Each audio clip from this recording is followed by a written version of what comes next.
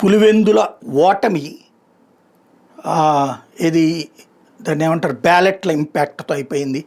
ఈవీఎంలు కాదు కాబట్టి బ్యాలెట్లు రిగ్గింగ్ చేశారు, పోలీస్ యంత్రాంగం చేసేసింది, అది చేసింది, ఇది చేసేసింది. ఇదంతా పబ్లిక్కి సంబంధించినంత వరకు ఓకే మన ఓటమిని కవర్ చేయడానికి. కానీ ఇంత దారుణ ఓటమి అన్నటువంటిది ఖచ్చితంగా నేర్చుకోవాల్సిన పాఠం. నెంబర్ 1, ఏ బీటెక్ రవిని పెంచి పోషించింది ఎవరు? ఇదే వైఎస్ఆర్ కాంగ్రెస్ పార్టీ కదా. వివేకానంద రెడ్డికి టిక్కెట్ ఇచ్చినా కూడా ఓడగొట్టి అక్కడ బీటెక్ రవిని పెంచింది ఇదే వైఎస్ఆర్ కాంగ్రెస్ పార్టీ, ఇదే అవినాష్ రెడ్డే కదా. ఇప్పుడు ఆయనకే పాఠమైందిగా. ఇప్పుడు ఆయనకే చివరికి డిపాజిట్ కూడా దక్కించలేనటువంటి ఓటమి అన్నటువంటిది అయిందా? మరి లోపం ఎక్కడుంది? అంతర్మదనం చేసుకోవద్దా? అట్లాగే ఖచ్చితంగా వాళ్ళు ఏజెంట్లను పోనీయలేదు, లేకపోతే ఇంకోటి జరిగినాయి. అసలు నీ లీగల్ టీం ఏమైపోయింది? మీకు సంబంధించినటువంటి పోల్ మేనేజ్మెంట్ టీం ఏమైపోయింది? మీడియాలో ఊరికినే సోషల్ మీడియాలో పోస్టులు పెట్టుకుంటే సరిపోతుందా? అవసరమైతే సుప్రీంకోర్టు దాకా వెళ్ళడానికి లీగల్ టీం అంతా మొబిలైజ్ చేసుకోవాలి కదా. ఇక్కడ ఎన్నికల సంఘానికి కంప్లైంట్ ఇచ్చావు, బూతులు మార్చారని, వినలేదు, హైకోర్టు కేసు లేట్ అవుతుంది, ఇమ్మీడియట్గా కావాలని చెప్పి సుప్రీంకోర్టుకి వెళ్ళాలి కదా. అప్పటిదాకా ఎన్నిక జరపనకుండా ఆపమని అడగాలి కదా.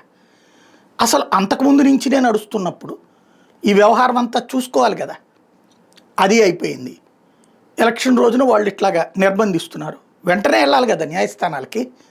ఎందుకు ఆలస్యం చేసుకున్నారు? ఎందుకు పట్టించుకోలేదు? రెండవది, అక్కడ వాళ్ళు ఎలాగ అడ్డు పెడతారో తెలిసినప్పుడు ప్లాన్ బి ఉండాలి కదా. వాళ్ళ ట్రాప్లోనే పడితే ఎట్లాగా? పోలీసులు ఇట్లాగా అడ్డుకుంటున్నారు, ముందుగానే వెళ్ళి అక్కడ జాగ్రత్తగా ఉండేటటువంటి ప్లాన్ చేసుకోవాలి కదా. అదే కదా ఎత్తుగడ. తెలంగాణ ఉద్యమం టైంలో పోలీసులు అరెస్ట్ చేస్తారని, లేకపోతే ఇంకోటి చేస్తారని వాళ్ళకి తెలీదా? ఎలా అర్ధరాత్రి పూట్ల జాగ్రత్తగా మోహరించేవాళ్ళు, ఏ విధంగా సెటరేట్ చేసుకునేవాళ్ళు. అదే సందర్భంలో అన్నిటికంటే ముఖ్యమైనటువంటిది, వాళ్ళు ఖచ్చితంగా పొద్దున్నే ప్రారంభించారు. అదేది జమ్మల మడుగోళ్ళని పట్టుకొచ్చారా, లేకపోతే రాయచోటోళ్ళని పట్టుకొచ్చారా, కమలాపురం వాళ్ళని పట్టుకొచ్చారు. వాళ్ళే ఫోటోలు తీశారు. వాటిట్లో success, no doubt at all. Establish చేయడంలో సక్సెస్ అయ్యారు, వాళ్ళు అరాచకం చేస్తున్నారు. కానీ 600 ఓట్లు రావడం ఏంటి? 630, 640 ఓట్లు రావడం ఏంటి? తెలుగుదేశం వాళ్ళు వేశారు అని చెప్పడానికైనా మనం సిగ్గుపడాలి. ఎందుకంటే వాళ్ళు 11 దాకా ఇదంతా చేశారు. 11 తర్వాత మనం ఉంది అంటే మన ఓటర్లందరినీ ఆపి 11 తర్వాత తీసుకెళ్ళి ఓట్లు వేయించుకోవాలి కదా. వెళ్తే అప్పటికి కొంత ఓట్లు పోయినాయండి. ఎస్, ఆ పోయిన ఓట్లకి ఏం చేయాలి? ఛాలెంజింగ్ ఓటు వేయించద్దా? ఎంతమందిని అయితే ఓట్లు పోతాయో అన్ని ఛాలెంజింగ్ ఓట్లు పెడితే అది తీసుకెళ్ళి సుప్రీంకోర్టు దాకా వెళ్ళొచ్చే. ఛాలెంజింగ్ ఓటు ఇట్లాగా మా ఓట్లు పోయినాయండి అని చెప్పేసి ఇంతమంది ఛాలెంజ్ ఓటు వేశారంటే రీకౌంటింగ్ చేయమంటుంది. అప్పుడు కోర్టు అయినా అడుగుతుంది కదా. అది కదా చట్టబద్ధమైనటువంటి ప్రొసీజర్. ఖచ్చితంగా ఎదురోళ్ళు తమ చేతిలో ఉన్నటువంటి అన్ని అస్త్రాలు వాడారు. మీ చేతుల్లో ఏమైంది? పోల్ మేనేజ్మెంట్ ఏమైంది? అది కదా చేయాల్సింది. ఛాలెంజ్ ఓటు ఉంటుందని తెలీదా? ఇట్లాగ ఓటు వాళ్ళు వేయనప్పుడు మన ఓటు వేరే వాళ్ళు వేసేసారన్నప్పుడు ఛాలెంజ్ ఓటు వేసే విధానం ఉంది కదా. అందరూ ఛాలెంజ్ ఓట్లతో మన దగ్గర 6,000 మంది ఉన్నారా, 7,000 మంది ఉన్నారు. ఇప్పుడు వాళ్ళకి 6,500 వచ్చింది. లేదు వాళ్ళందరూ మన ఓట్లే వాళ్ళు గుద్దేసుకున్నారు. నువ్వు 8,000 మందితో వేయించు, 9,000 మందితో వేయించు ఛాలెంజింగ్ ఓటు. 10,000 ఓట్లో 6,500, 7,000 ఛాలెంజింగ్ ఓట్లు పడితే అప్పుడు ఏ రకంగా ఉంటుంది? కౌంటింగ్లో ఏమయ్యేది? అది కదా పోల్ మేనేజ్మెంట్. అవతలోడు తొక్కుతున్నాడని తెలిసినప్పుడు దాని గురించి ఆవేదన వ్యక్తం చేస్తే జనాలు వచ్చామన్నా మనకి దగ్గర నిలబడతారా?